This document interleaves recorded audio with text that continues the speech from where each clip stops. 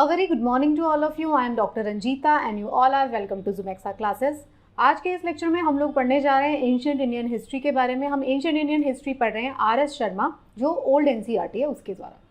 तो जैसा मैं आपको हमेशा बताती हूँ कि R S. Sharma is more than sufficient to cover all the topics and to attempt all the questions of UPSC, state PCS या जो भी एग्जाम में क्वेश्चंस आ रहे हैं एंशिएंट हिस्ट्री से रिलेटेड, तो वो सारे के सारे एंशिएंट इंडियन हिस्ट्री की एनसीईआरटी जो है वो उसको कवर करती है। So let's start. तो एंशिएंट इंडियन हिस्ट्री की हम चैप्टर नंबर 6 को पढ़ रहे हैं। तो इस चैप्टर में हम लोग बात कर रहे हैं हड़प्पन सिविलाइजेशन के बारे में। तो हड़प्पन सिविलाइजेशन क्योंकि ये बहुत ज़्यादा इंपॉर्टेंट टॉपिक है, तो इस चैप्टर को हम पार्ट्स में कवर कर रहे हैं। तो ये इसका पार्ट 2 है। So let's start. अगर आपको कोई डिटेल सवाल होता है तो आप मुझे इस ईमेल एड्रेस पर ज़रूर मेल कर सकते हैं। अगर आपका कोई डिटेल सजेशन हो, आप मुझसे कोई डिटेल क्वेरी करना चाहते हैं, तो you can always mail me at this email. ये मेरा इंस्टाग्राम हैंडल है और ये मेरे टेलीग्राम चैनल का लिंक आपको दिया गया है। तो इस टेलीग्राम चैनल पर आपको मेरे सभी लेक्चर्स के पीडीएफ मिलते हैं जिनको आप रिवीजन के लिए डाउनलोड करते हो। So you do visit this channel. इस चैप्टर को जब हमने स्टार्ट किया तो मैंने आपको बताया था जो इंडस वैली सिविलाइजेशन है उसका टाइम पीरियड पहले तो रफली आपको पता होना चाहिए। हम जो है 4000 बीसी के आसपास आ चुके हैं, 3500 बीसी। एंशिएंट इंडियन हिस्ट्री में मैं बार बार आपको रिपीटेड मोड में बता रही हूँ, हम टाइम जोन्स की बात करते हैं, हम किसी पर्टिकुलर डेट की बात नहीं करते। तो हम जो है टाइम जोन की बात कर रहे हैं। इंडस वैली सिविलाइजेशन के बारे में हम लोग पढ़ रहे हैं। हमने न्यूलिथिक फेज को खत्म किया था। तो अब हम बात कर रहे हैं कि इंडस वैली सिविलाइजेशन जो है, इसको कहा गया इंडस वैली सिविलाइजेशन क्योंकि ये इंडस रिवर के चारों तरफ मौजूद थी। हमने चैप्टर के फर्स्ट पार्ट में बात किया था जोग्राफिकल एक्सटेंट के बारे में। हमने बात किया था कि हम लोग क्या क्या पढ़ेंगे। हम टाउन प्लानिंग के बारे में पढ़ेंगे, हम ड्रेनेज सिस्टम के बारे में पढ़ेंगे, seals, pottery, bronze and stone artefacts, इन सब चीज़ों के बारे में हम लोग बात करेंगे डिटेल में। तो टाउन प्लानिंग के बारे में जब हम बात कर रहे थे तो मैंने आपको बताया था सिटाडल और लोअर टाउन के बारे में। सिटाडल जो कि एक रेस्ड प्लेटफॉर्म पे बनाया जाता था और लोअर टाउन जो होता था उसको किसी रेस्ड प्लेटफॉर्म पे नहीं बनाया जाता था, उसकी हाइट जो होती थी वो लोअर होती थी। फिर मैंने आपको ये भी बताया था जो वेस्टर्न साइड थी उसमें जो सिटाडल होता था और जो लोअर टाउन है वो ईस्टर्न साइड पे जनरली देखने को मिलेगा आपको। हमने टाउन प्लानिंग में बात किया था, ग्रिड सिस्टम के बारे में बात किया था। हमने ये बताया था ग्रेट बाथ वहाँ पे प्रेजेंट था। मोहनजोदारो में हमको ग्रेट बाथ मिला है। हमने बात किया ड्रेनेज और सप्लाई की। हमने ये डिस्कस किया कि जो गंदा पानी ले जाने के लिए अलग से सिस्टम बना हुआ था और साफ़ पानी लाने के लिए अलग से सिस्टम बना हुआ था। तो दोनों जो वाटर है उसकी मिक्सिंग नहीं होती थी। हमने बात की कि किस तरीके से पूरे हाउस होल्ड जो होते थे उन सब का जो गंदा पानी है वो एक मेन कनाल के अंदर आता था और वो जो मेन सूएज सिस्टम है वो out of the city drain हुआ करता था। तो ये सारी चीज़ों के बारे में हमने बात की। तो हमने अब तक जो है ये सारी जो है ड्रेनेज सिस्टम के बारे में, ग्रेट बाथ के बारे में बात किया, हमने ड्रेनेज सिस्टम के बारे में बात किया है कि वो किस तरीके का ड्रेनेज सिस्टम था। ड्रेनेज सिस्टम जो था वो इस तरीके से बना हुआ था कि ये जो ग्रेट बाथ अगर आप देखेंगे तो इसकी जो डायमेंशन है थोड़ी सी आप अपने दिमाग में रखें कितना बड़ा था। 12 मीटर, 7 मीटर और चौड़ा कितना, डीप कितना था, 2.43 मीटर्स के अराउंड वो डीप था। तो अब जो इसमें पानी कहाँ से आ रहा था, इसमें आसपास के कुएं से जो है वो पानी निकाला जा रहा था। देखिए इंडस वैली सिविलाइजेशन की बात कर रहे हैं क्योंकि इंडस रिवर है साथ साथ में, तो कुएं होंगे वो ज़्यादा गहरे नहीं हुआ करते थे, तो कुओं से पानी लिया जाता था, राइट। अब आप ये देखेंगे कि जो ये ड्रेनेज सिस्टम था इसमें सेपरेट ड्रेन्स बने हुए हैं। ड्रिंकिंग वाटर लाने के लिए अलग ड्रेन है जो मैंने आपको बताया, सूएज वाटर लेके जाने के लिए अलग ड्रेन है। ऑलमोस्ट ईच हाउस, सब हाउसेज के अंदर क्या है, अपना खुद का कुआं है। ठीक है, ये सारी बातें हमने पढ़ ली।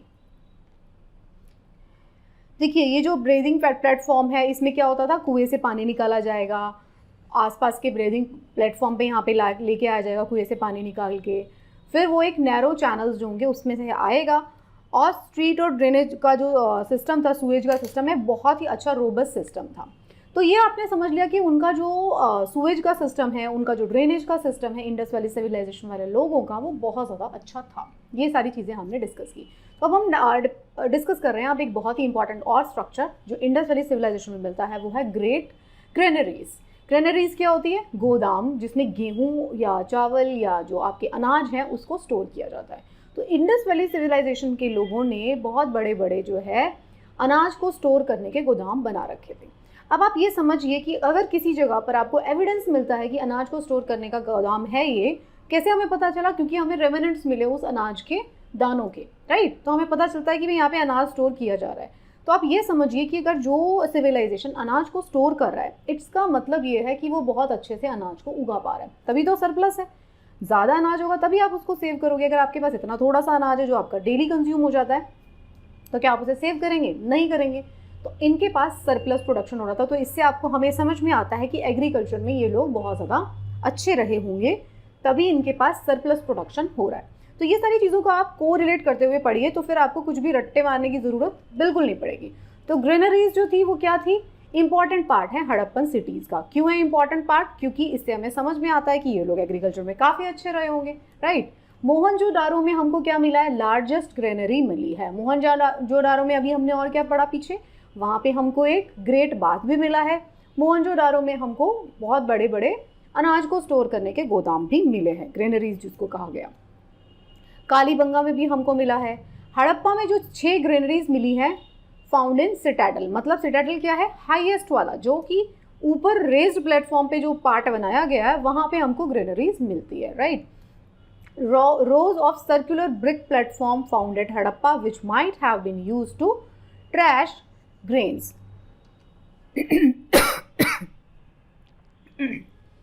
Excuse me.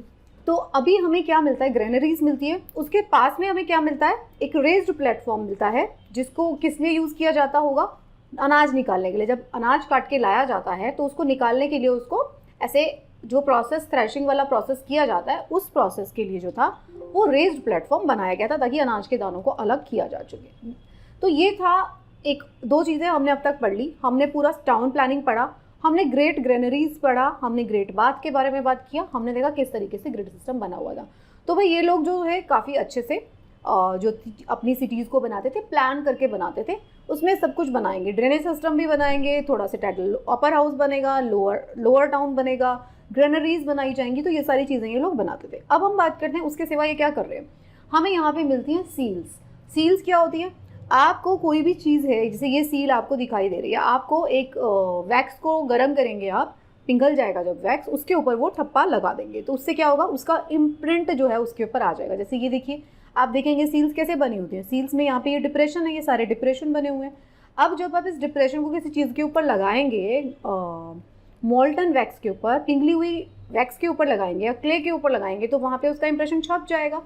ये जो छप जाता था इंप्रेशन, इससे आइडेंटिफाई हुआ करता था कि भाई ये जो सील लगी हुई है, ये सील जो है इंडस वैली सिविलाइजेशन के लोगों की है। तो लोग समझ जाया करते थे कि ये जो सामान आ रहा है, ये क्या आ रहा है? ये इंडस वैली सिविलाइजेशन वाले लोगों के तरफ से आ रहा है। मतलब ऑथेंटिसिटी, ट्रेडमार्क होता है ना, जैसे ट्रेडमार्क या डिज़ाइन या लोगो हम यूज़ करते हैं आजकल, उसको फिर पेटेंट कराते हैं, ट्रेडमार्क कराते हैं। सिमिलरली उस टाइम पे सील्स यूज़ किए जा रहे थे। तो सील्स को जब लगा दिया जाता था तो उससे ऑथेंटिसिटी बन जाती थी। तो इस तरीके से हमें बहुत सारे हड़प्पा में सील्स मिले हैं। तो ये जो सील्स हैं, ये देखिए कितने ब्यूटीफुली कार्व किए गए हैं। ये देखिए इसमें कितना ब्यूटीफुली एक एक माइन्यूट डिटेल के साथ आपको कार्विंग देखने को मिलेगी। तो ये ग्रेटेस्ट आर्टिस्टिक क्रिएशन है। जो सील मिले हैं वो इतने ब्यूटीफुल है, अभी भी प्रिजर्व्ड है, कि वो हमें समझ में आता है देख के। ये जो लिखा हुआ है ना इसमें, ये हम अभी तक डिसाइफर नहीं कर पाए कि लिख क्या रहे थे, क्योंकि अब तक हमें समझ में नहीं आया कि इस लैंग्वेज का मतलब क्या है। बट सील्स जो चीज़ें दिखाई देती है वो तो हम समझ सकते हैं कि भाई एक एनिमल बना हुआ है, वो चीज़ें हमें समझ में आती है। तो एनिमल्स बने हुए हैं देखिए सील्स के ऊपर। तो बहुत ही ब्यूटीफुली डिज़ाइन सील्स मिले हैं। About 2000 Harappan seals have been found. अलग अलग जगहों पे जब खुदाई की गई तो 2000 से भी ज़्यादा सील मिले हैं। ये क्या कर रहे थे? यूज्ड सेमी पिक्टोग्राफिक स्क्रिप्ट, मतलब उसके अंदर पिक्चर्स भी होंगी और उसके अंदर स्क्रिप्ट भी होगी। तो इनकी जो स्क्रिप्ट है वो क्या है? सेमी पिक्टोग्राफिक है। कुछ लिखा भी हुआ है और साथ में कुछ ड्रॉ भी है, पिक्चर्स भी ड्रॉ है। तो सेमी पिक्टोग्राफिक जो है इन्होंने स्क्रिप्ट में लिखा सील्स के ऊपर। Pictures of one horn bull, buffalo, tiger, elephant, ये सारी चीज़ें हमको देखने को मिलती है। बुल मिलेगा, एलिफेंट मिलेगा, टाइगर मिलेगा, वन हॉर्न बुल मिलेगा। तो ये सारी चीज़ें हमको देखने को मिली। अब जब एक चीज़ बताओ, आपको इतनी इंपॉर्टेंट सील बहुत ही इंपॉर्टेंट रही होगी और उसके ऊपर आपने किसी एनिमल को बनाया, तो क्या समझेंगे आप उससे को आपको यही समझ में आएगा कि ये एनिमल बहुत ज़्यादा इंपॉर्टेंट है हमारे लिए, तभी हमने उसको बनाया। अब आप अपने बारे में ही सोचिए, आप इस टाइम पीरियड में रह रहे तो क्या ड्रॉ करने की कोशिश करते हैं। जब भी आप ड्रॉ करते हैं तो क्या ड्रॉ करेंगे? आप कुछ ऐसी चीज़ें ड्रॉ करेंगे जो आपके लिए बहुत ज़्यादा इंपॉर्टेंस रखती हैं। कोई कार ड्रॉ कर रहा है, कोई एनिमल फिगर ड्रॉ कर रहा है, डॉग्स, जो मतलब जिसको जो चीज़ पसंद है या जो उसके लिए इंपॉर्टेंस रखती है वो चीज़ें आप ड्रॉ करते हो। यहीं पे आपको देखने को मिला कि जो चीज़ें हैं, जो एनिमल्स है वो ड्रॉ किए गए, इसका मतलब वो एनिमल्स इंपॉर्टेंट एनिमल्स थे। इससे हमें समझ में आता है। अब इस सील को आप देखिए, देखिए आप जब सील्स को सिर्फ देखते हैं ना, जो पिक्चर्स को हम देखते हैं ना, वो हमारी मेमोरी में इनग्रेव हो जाती है। हमने ये पिक्चर को देखा, आप इस पिक्चर को बहुत ध्यान से देख लीजिए। अब आप इस पिक्चर को रिपीटेड मोड में जब भी आप रिवाइज करेंगे तो इस पिक्चर को देखते रहिए, आपको समझ में आ जाएगा। ये पशुपति सील है, मतलब ये जो है एक फिगर है, ये बैठे हुए हैं, ये पर्सन जो है ये बैठे हुए हैं, और उसके चारों तरफ आपको देखिए कौन कौन से एनिमल्स हैं। एलिफेंट मिलेगा आपको, राइनो मिलेगा आपको, ठीक है, टाइगर मिलेगा, तो ये सारी चीज़ें आपको यहाँ पे, डियर मिलेंगे, तो ये सारी चीज़ें आपको इस सील के ऊपर मिलेंगी। ये पशुपति सील है। पशुपति कौन है? प्रोटोटाइप ऑफ शिवा, मतलब शंकर भगवान का एक रूप मानते हैं, पुराना रूप माना जा रहा है इसको। देखिए ये जो मैं आपको वही पढ़ा रही हूँ जो कि किताबों में लिखा हुआ है, आर एस शर्मा की एनसीईआरटी में लिखा हुआ है। तो जैसे शिव भगवान है, जो शंकर भगवान है, अभी के जो मॉडर्न माइथोलॉजी को अगर देखेंगे, मॉडर्न माइथोलॉजी तो क्या बोलूँ, पुरानी ही चल रही है माइथोलॉजी भी, तो माइथोलॉजी में जो शिवा है उससे भी, उसके प्रोटो शिवा का फॉर्म है ये, उससे भी पुराने टाइप के शिवा, मतलब ठीक है। तो शिवा का एक रूप माना गया है इसको। तो ये पशुपति सील है। तो ये क्या करते हैं, इसको लॉर्ड शिवा का रिजेम्बलेंस है, और probably the most important seal of Harappa. ये हड़प्पा की जो जितनी जो 2000 जो सील्स मिली, कुछ सील्स जो थी वो रिपीटेड थी, एक ही तरीके की कुछ सील्स मिली, क्योंकि भाई आपके अलग अलग सिटीज़ हैं, मान लीजिए कोई एक इंपॉर्टेंट राजा रहा होगा या ट्रेड करते हैं, तो कुछ 10 लोगों को सील दी जाती होगी कम से कम, तो कुछ सील्स जो थी वो रिपीटेड मोड में भी मिलती हैं। तो इसमें से ये वाली जो सील है, पशुपति वाली सील, ये बहुत इंपॉर्टेंट सील लगती है, मानी गई है। ओके, अब ये अलग अलग आप देख सकते हैं, इतनी सारी सील्स है, इनमें देखिए किस तरीके से, देखो पशुपति वाली सील फिर से रिपीटेड मोड में मिल रही है आपको, वह आपको अलग अलग डबल ये बुल मिल रहा है आपको, यूनिकॉर्न भी मिल रहा है यहाँ पे आपको, मिथिकल क्रीचर जो है ना यूनिकॉर्न, जिसका एक ही सींग है। तो सेमी पिक्टोरल स्क्रिप्ट है, not deciphered yet, various animals portrayed on the seal inform about the animal known as elephant, tiger, yak, rhino, mythical animal, unicorn। तो यूनिकॉर्न भी मिला है हमको। तो मान लीजिए आपको कोई ऐसा क्वेश्चन आता है कि क्या कोई मिथिकल क्रीचर्स भी हमको मिले हैं। मिथिकल हमको क्यों लग रहे हैं, ये हमको इसलिए मिथिकल लग रहे हैं क्योंकि हमें मिले नहीं। उसके बाद तो हमारे जब से हम जानते हैं, जब से हिस्ट्री को हमने लिखना शुरू किया, हमें नहीं दिखा यूनिकॉर्न कभी भी। तो यूनिकॉर्न को हमने मिथिकल क्रीचर माना, उस टाइम रहा होगा नहीं रहा होगा, उनकी एक इमेजिनेशन थी, क्या था पता नहीं, तो हमने उसको मिथिकल क्रीचर मारा है। हमें बाकी सब तो मिल गया, टाइगर मिल गया, एलिफेंट मिल गया, वन हॉर्न राइनो मिल गया, बट हमें बुल मिल गया, वो नहीं मिला, तो हमने बोला ये मिथिकल है। और क्या है, interestingly horse is unknown to Harappan people. तो हॉर्सेज इनके पास थे नहीं थे, लेकिन अभी हम आगे पढ़ेंगे तो हमारे को हड़प्पा के एक दो जगह मिलेंगे जहाँ पे कि कुछ ऐसे एनिमल का रिमेनेंट मिले, हड्डियाँ मिली हैं जो कुछ कुछ रिजेंबल करता है हॉर्स से। वो गधा भी हो सकता है ना, खच्चर भी हो सकता है, बट वो रिजेम्बलेंस उसका हॉर्स से है, तो वहाँ पे हमें डाउट आता है, क्वेश्चन मार्क लगाते हैं। बट जनरली अगर आप देखेंगे तो ना तो घोड़ा बना हुआ मिलेगा आपको, और ना ही घोड़े के आपको कोई भी अवशेष मिले हैं। जब भी हमने खोदा तो घोड़े का स्केलेटन नहीं मिला। मोस्ट ऑफ द प्लेसेस से इक्के दुक्के प्लेसेस है जहाँ से हमें घोड़े के स्केलेटन जैसा रिजेंबल करता हुआ स्केलेटन मिला। अदरवाइज घोड़ा was not known, horse was not known to Indus valley people. अगर आपको वन लाइनर स्टेटमेंट आता है कि horse was not known for Indus valley civilisation people, तो उसका वो सही स्टेटमेंट होगा। अगर आपको इस तरीके का स्टेटमेंट आता है कि remnants of horse were found at some places, तो वो स्टेटमेंट करेक्ट हो जाएगा। तो इसीलिए मैं आपको कहती हूँ कि रट्टे मारने से बेहतर होता है आप समझ लीजिए कॉन्सेप्ट को, हम क्या पढ़ रहे हैं। हम ये पढ़ रहे हैं, हमने ये पढ़ा है कि हमें हॉर्स जनरली नहीं मिला, लेकिन हॉर्स से मिलता जुलता हुआ स्केलेटन एक दो जगह पर मिला है, हम इसी चैप्टर में बात करेंगे। स्वास्तिक का सिंबल जो डिनोट करता है रिलीजियस आइडियोलॉजी, ये भी हमको वहाँ पे मिला। ये देखिए, ये स्वास्तिक का जो सिंबल है ये भी हमको मिला। तो क्या ऐसा कुछ हिंदू सिंबल्स मिले, इसको इस तरीके से पूछा जाए, ऐसा पूछा नहीं जाएगा। कोई भी religiously controversial topic at least UPSC नहीं पूछती। तो बट क्या स्वास्तिक का सिंबल मिला? यस, वहाँ पे स्वास्तिक का सिंबल मिला। तो ये सारा बात था कहाँ, किस चीज़ का, सीड्स के बारे में। नेक्स्ट टॉपिक जिसको हम बात करेंगे वो है agriculture and domestication of animals. तो क्या इंडस वैली सिविलाइजेशन के लोग एग्रीकल्चर प्रैक्टिसेस करते थे? यस, वो बहुत अच्छी एग्रीकल्चर प्रैक्टिस कर रहे थे, तभी जो है वो गोदाम में अपने अनाज को स्टोर कर रहे हैं, क्योंकि उनका प्रोडक्शन बहुत ज़्यादा अच्छा है।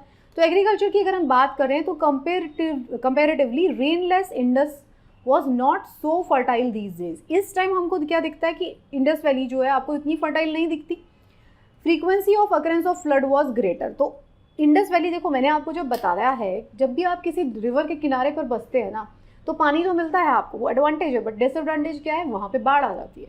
तो बाढ़ आती थी frequently.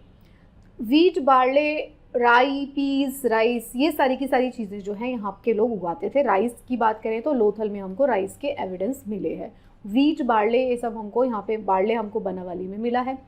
So earliest production of cotton, Greeks called this as sindon. Sindon का मतलब क्या है, सिंध प्लस कॉटन, तो सिंडोन बोला गया कॉटन को। तो क्या कॉटन प्रोड्यूस होता था? यस, कॉटन प्रोड्यूस होता था, वीट प्रोड्यूस होता था, बार्ले होता था, राइस होता था, राई होता था, ये सारी चीज़ें जो है वहाँ पे प्रोड्यूस की जाती थी, क्योंकि उनके हमको कहीं कहीं पे अलग अलग जगहों पे हमको रेमिनेंट्स मिले।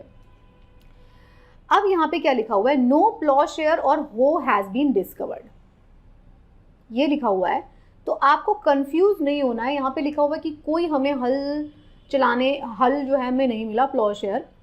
बट नेक्स्ट लाइन में आप देखेंगे तो आपको मिलेगा कि हमें हल से जुता हुआ खेत मिला है।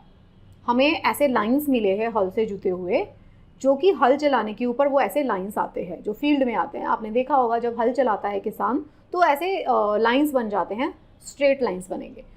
तो ऑल्दो हमें क्या नहीं मिला, हमें हल नहीं मिला, कोई भी रेमिनेंट्स में हमें हल नहीं मिला, लेकिन हमको हल चला हुआ फील्ड मिला। तो इसका मतलब क्या है, हल जो था वो ऐसे मटेरियल से बना हुआ था, तो लकड़ी से बना हुआ होगा, जो कि डिस्ट्रॉय हो गया इतने सालों में।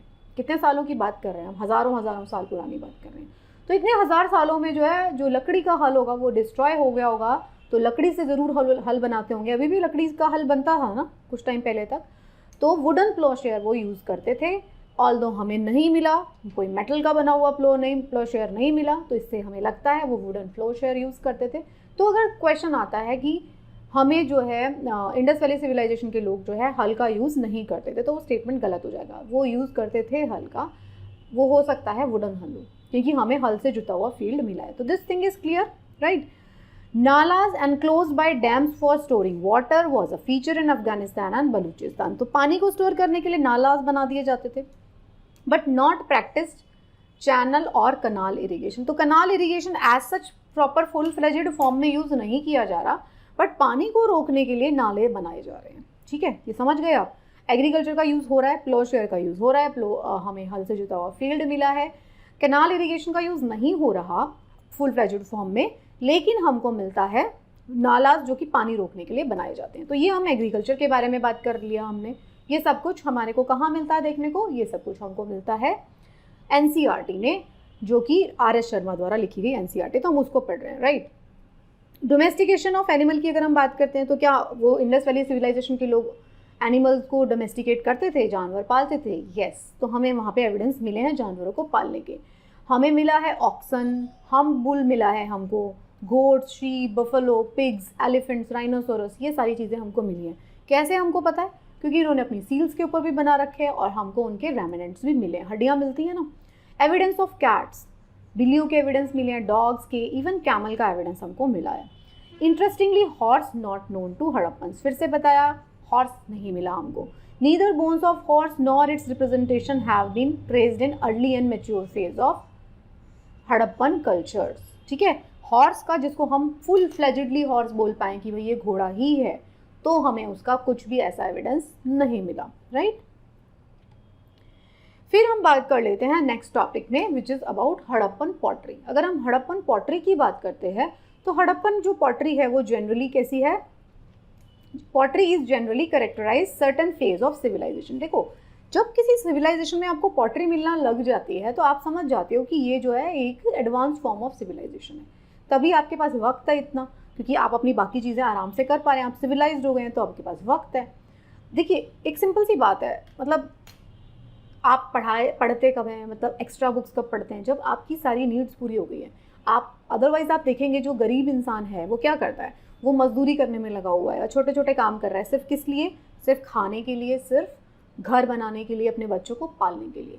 बट जब वही इंसान थोड़ा ठीक ठाक पैसा कमाना शुरू करता है तो वो क्या सोचता है? फिर वो अपने बच्चों की एजुकेशन के बारे में सोचेगा, घर बनाने के बारे में सोचेगा। तो एडवांस चीज़ें जब आपको मिली, जब कोई इंसान पॉटरी बनाना शुरू कर देगा तो वो एक एडवांस फॉर्म ऑफ डेवलपमेंट है। उससे हमें पता चलता है कि ये जो सिविलाइजेशन है एडवांसमेंट की तरफ जा रही है। तो हमें वहाँ पे पॉटरी मिली है, तो ये क्या डिनोट करती है? Denote social life of people. Harappan pottery was mostly black and red ware. तो ये ब्लैक और रेडवेयर पॉटरी थी। Extensive use of potter's wheel, यहाँ पे पॉटर्स व्हील का यूज़ किया गया है क्योंकि हमें समझ में आ गया ये पॉटर व्हील से बनी हुई पॉटरी है, क्रूड पॉटरी नहीं है। Integratedly designed with the geometric patterns and shapes, trees and animal figures. तो ये सारी चीज़ें हमको पॉटरी के अंदर देखने को मिलती हैं। तो हमें वहाँ पे पॉटरी मिलती है, रेड और ब्लैक वेयर पॉटरी हमें मिलती है। ये देखिए, ये कुछ पॉट्स के रेमिनेंट जो हमको मिले हैं। ये जो आप देखेंगे ना, जो लोग भी दिल्ली में रहते हैं, आसपास रहते हैं, तो आप नेशनल म्यूजियम जाके ज़रूर देखिएगा दिल्ली का, जो उसके अंदर आपको इंडस वैली सिविलाइजेशन के सारे फिगर्स रखे हुए मिलेंगे। ये जो चीज़ें आप फोटोज़ देख रहे हैं उसी म्यूजियम की फ़ोटोज़ हैं, तो ज़रूर विजिट करिए उस म्यूजियम को, आपको बहुत मज़ा आएगा खुद से देखने में। एक जो आप किताबों में देखते हैं और एक जब आप अपनी आंखों से देखेंगे अलमीरा में रखा हुआ, ऑल्दो पूरा कवर वगैरह है, आप उसको हाथ नहीं लगा सकते, बट बहुत मज़ा आता है और एक अलग फॉर्म ऑफ लर्निंग होता है। तो ये सारे पॉट्स हमें मिले थे। Colourful pots of various shapes and sizes of for different purposes in daily walk of life. तो ये अलग अलग पर्पज़ के लिए यहाँ पे हमको मिल रहे हैं। Some pots were also decorated with the shape of boat, suggesting use of boat. तो क्या बोट का फिगर हमें मिला है? बिल्कुल मिला। तो इससे पता चलता है कि भैया बोट उनको पता थी, इंडस वैली सिविलाइजेशन के लोगों को। अभी हम देखेंगे कि वो मेसोपोटामिया के साथ ट्रेड भी कर रहे थे, बात करेंगे हम, तो उससे पता चलता है कि ऑब्वियसली मेसोपोटामिया के साथ ट्रेड अगर चल रहा है तो कैसे हो रहा होगा, शिप के थ्रू जा रहे होंगे, लैंड वाले रास्ते से भी जाते थे तो शिप का यूज़ भी करते थे। ये देखिए पॉटरी बोट बनी हुई है, ये सील है, उसके ऊपर एक बोट बनी हुई है। तो ये था इस चैप्टर का सेकेंड पार्ट। इस चैप्टर को हम कंप्लीट करेंगे नेक्स्ट पार्ट में, राइट।